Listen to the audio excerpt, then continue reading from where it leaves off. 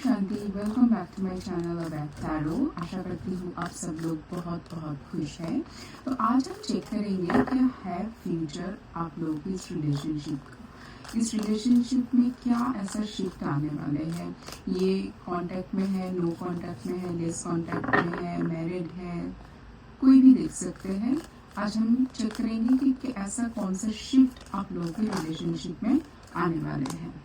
तो जब तक मैं कार्ड शफल कर रही हूँ, बहुत ही पॉजिटिव माइंडसेट के साथ इस रीडिंग को चेक करना, क्योंकि देखिए आप जितना भी टैरो का रीडिंग देख लीजिए, अगर आपका माइंडसेट पॉजिटिव नहीं है, आपका एनर्जी पॉजिटिव नहीं है, हाई एनर्जी में आप नहीं हो, तो आपको रीडिंग से कभी फायदा होगा नहीं। क्योंकि जो भी गाइडेंस आएगा ना, उसको आप सही तरीके से फॉलो या इम्प्लीमेंट नहीं कर पाओगे।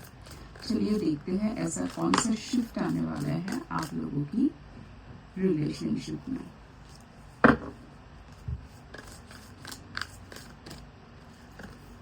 सो we have the card of king of cups.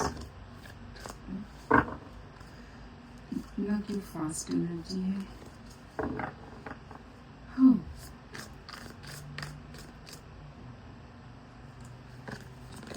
we have the card of the devil.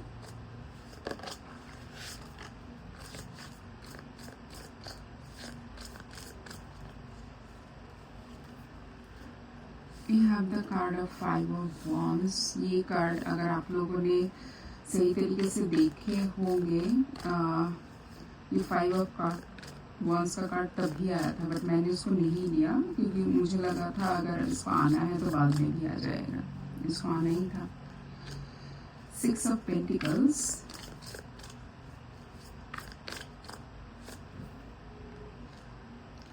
The death. Okay, इस कार्ड के बारे में बस मैं सोच ही रही थी। And the bottom of the deck है सेवन ऑफ कप्स। ओके, सो मुझे अभी इस टाइम पे ऐसा लग रहा है कि आप लोगों के रिलेशनशिप में ना हो सकता है ये एक कोल्ड बिहेवियर था, या तो आप दोनों को ही पता है। आप लोगों के अंदर ना ईगो का बहुत कॉन्फ्लिक्ट चलता था। मतलब एक दूसरे को हमेशा या तो आमने सामने ही कभी बोल देते होंगे, या तो आप लोगों के अंदर ही अंदर एक कंपटीशन चलता था। आप दोनों के बीच कंपटीशन चलता था हमेशा। मतलब कौन किससे बेहतर है, कौन किससे आगे जा सकते हैं। कि इस रिलेशनशिप एक इमोशनल चीज होना चाहिए, है ना, उसमें एक इमोशनल बॉन्डिंग होना चाहिए। बट आप लोगों के बीच ना हमेशा चलता था कंपटीशन। अब वो पैसों का हो सकता है, या तो मतलब ये भी हो सकता है कि किसको, मतलब कौन ज़्यादा पावरफुल है इस रिलेशनशिप में, किसका ज़्यादा होल्ड है इस रिलेशनशिप में, कौन किसके ऊपर अपर हैंड लेते हैं। तो ये जो है ना हमेशा एक टसल चलता था। और मुझे ऐसा लग रहा है सब लोगों के साथ ना, यहाँ पर जितने भी व्यूअर्स हैं, आमने सामने नहीं, कुछ लोगों के साथ मुझे ऐसा भी लग रहा है कि एक कोल्ड वॉर की तरह चलता था। आप दोनों के बीच ही एक कोल्ड वॉर की तरह चलता था। और मुझे इस टाइम पे ऐसा लगता था कि लग रहा है कि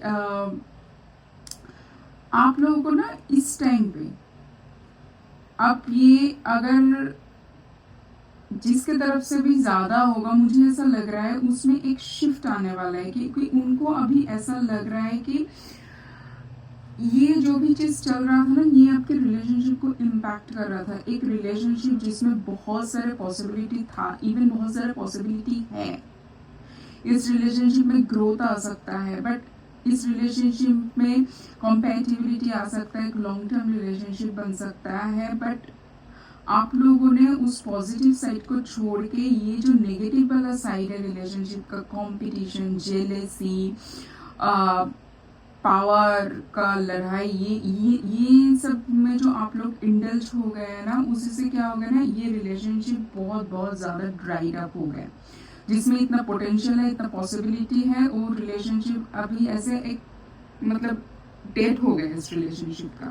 तो इस रिलेशनशिप को ना मुझे ऐसा लग रहा है कि इस टाइम पे अभी वो फिर से री एनर्जाइज होगा।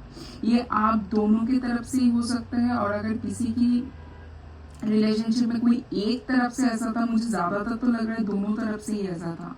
अगर किसी की एक तरफ से था तो उनके तरफ से मुझे ऐसा लग रहा है उनको अभी चीजें समझ में आ रहा है कि इमोशनल इन्वेस्टमेंट क्या होता है रिलेशनशिप में इमोशनली कैसे इन्वेस्टमेंट हो सकते हैं, क्योंकि जो भी चीज आप लोगों के अंदर चल रहा था ना वो रिलेशनशिप की स्टेबिलिटी तो बहुत दूर की बात है, उस रिलेशनशिप बस खत्म होने की जगह पे चले गए थे, है ना। तो उनको अभी ना खुद के अंदर, ये दोनों के अंदर ही हो सकता है, किसी एक के अंदर हो सकता है, वो एक ट्रांसफॉर्मेशन आ रहा है, उनको समझ में आ रहा है कि रिलेशनशिप में इमोशन का अटैचमेंट कितना जरूरी है। इक्वल गिव एंड टेक होना चाहिए, रिलेशनशिप को नर्चर करने की जरूरत है, नहीं तो उसमें ये नेगेटिव इमोशन डाल के उस रिलेशनशिप बस खत्म ही हो जाता है। उसमें जो ग्रोथ आ सकता है, उसमें जो एक नर्चरिंग वाला साइड था रिलेशनशिप का, उसको खत्म हो जा रहा है आप लोगों की इस ईगो के चक्कर में। तो अभी ये चेंजेस आने को दिख रहा है को जो ईगो या नेगेटिविटी, वो एक जो साइड था उसको साइड में रखते हुए इस रिलेशनशिप का जो अच्छा साइड है उसकी तरफ फोकस आ रहा है, ये शिफ्ट आ रहा है। और मैं बोलूँगी ये एक बहुत बड़ा शिफ्ट, क्योंकि जो बाहरी तरीके से जो शिफ्ट आता है ना वो तो विजिबल होता है, वो उतना इफेक्टिव नहीं होता है। जो इनर ट्रांसफॉर्मेशन आता है किसी पर्सन के अंदर, किसी की इमोशन के अंदर, किसी रिलेशनशिप के अंदर, वो बहुत लॉन्ग टर्म इफेक्ट लेके आता है। So it's a very good sign.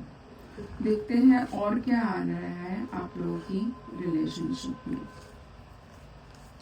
So we have the card of bouquet, compliments from an admirer. मुझे ऐसा लग रहा है कि ये जो ईगो था ना, इस ईगो के चक्कर में आप एक दूसरे को जहाँ पर कॉम्प्लीमेंट करना चाहिए था, अप्रिशिएट करना चाहिए, एक दूसरे को सक्सेस को जहाँ पर एंजॉय करना चाहिए था, आप लोग वो छोड़ के कर क्या रहे थे, कंपटीशन कर रहे थे। बट मुझे इस टाइम ऐसा लग रहा है कि आप एक दोनों के सक्सेस में जुड़ोगे, मतलब दूसरे पार्टनर का सक्सेस देखे आप खुद भी खुश होगे, आप अप्रिशिएट करोगे, जो कि बहुत जरूरी है कि रिलेशनशिप में।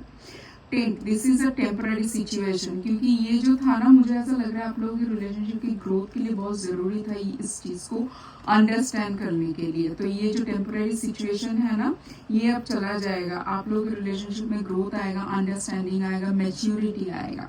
सन, wow, happiness and well being, है ना। जब ये मैच्योरिटी, अंडरस्टैंडिंग, इमोशनल इन्वेस्टमेंट आता है तो ये तो ऑब्वियसली बात है कि उस रिलेशनशिप में हार्मनी, हैप्पीनेस आने ही वाला है। Pay attention to your finances. तो ये जो कार्ड है, ये कार्ड ये बता रहा है कि देखिए, मतलब अगर तो आप लोगों ने अगर सोचिए किसी ने for an example, just example, किसी ने एक बहुत ही महंगा वॉच खरीद लिया था, उसको देख के, उसको कंपटीशन देने के चक्कर में आपके पार्टनर को देख के आपने भी वो महंगा वॉच खरीद लिया, बट उसको जरूरत ही नहीं है।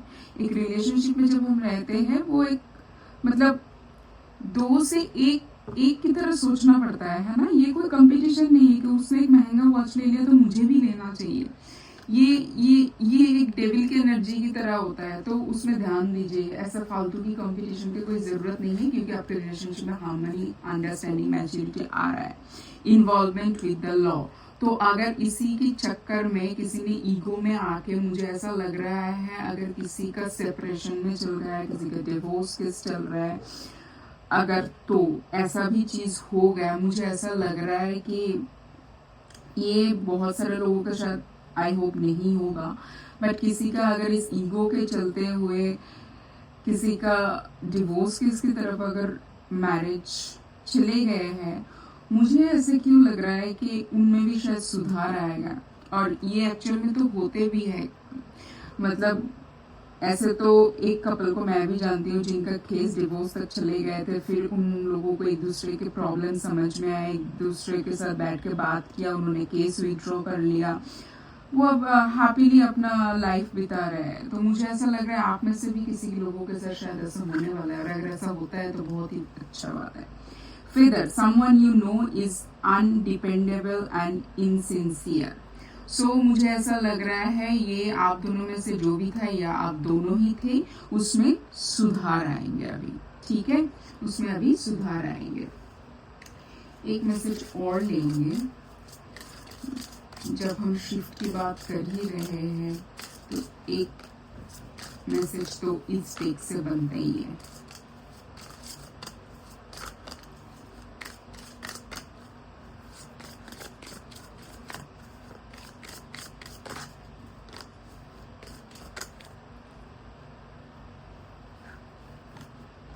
चलो 2 कार्ड आ गया, अट्रैक्शन एंड डिसेप्शन।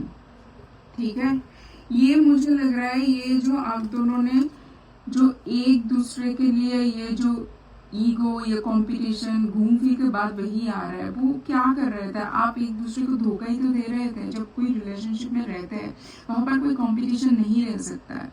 बट अगर सामने से अगर आप एक दूसरे को ये समझा रहे थे या तो खुद को समझा रहे थे कि आप दोनों रिलेशनशिप में हो, बहुत ही सब कुछ अच्छा अच्छा चल रहा है, बट अंदर ही अंदर कंपटीशन चल रहा है, वो चीज आप जाने वाले हैं। एंड आप एक हैप्पी रोमांटिक लाइफ आप अट्रैक्ट कर रहे हो। ये आप दोनों के लव लाइफ में एक पॉजिटिव शिफ्ट आने वाले हैं। ठीक है, बहुत ही प्यारा सा रीडिंग आया है। इस रीडिंग को जरूर क्लेम करना कमेंट सेक्शन में लव लिख के। आज का रीडिंग यहीं पर ही खत्म होता है, मिलेंगे नेक्स्ट रीडिंग पे। तब तक के लिए बहुत खुश रहना। अभी मैं चलती हूँ, take care, bye, Om Shanti.